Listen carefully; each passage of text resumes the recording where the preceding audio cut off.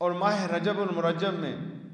یاد رکھیے گا جب انسان انتہائی مفلسی پہ پہنچتا ہے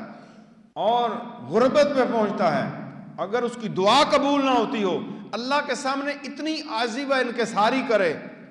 خالی دست ہو، جیب بھی خالی ہو اور تنہائی ہو، اللہ کی بارگاہ کے اندر فریاد کرے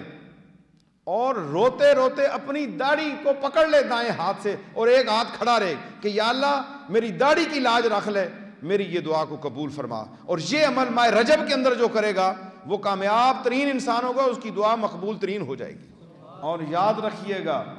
جو بندہ کمزوروں پر رحم کرتا ہے، غریبوں پر رحم کرتا ہے، مفلسوں پر رحم کرتا ہے، بیواؤں پر رحم کرتا ہے، یتامہ پر رحم کرتا ہے، مولا کائنات علی المرتضیٰ فرماتے ہیں اللہ تبارک و تعالیٰ اس پہ رحمت نازل فرماتا ہے۔ اب دیکھ لیں کہ اس مہینے میں ہم نے کمزوروں کا بھی خیال کرنا ہے، اور دینے کے لیے کچھ بھی نہیں ہے، مال نہیں دے سکتا، صدقہ خیرات نہیں کر سکتا، مالی مدد نہیں کر سکتا، لیکن غریب، کمزور، بیمار، بے بس اور مظلوم کو دیکھ کے دل میں ترس پیدا ہو جاتا ہے، ایسے شخص پر بھی اللہ کی رحمت نازل ہو جائے گی۔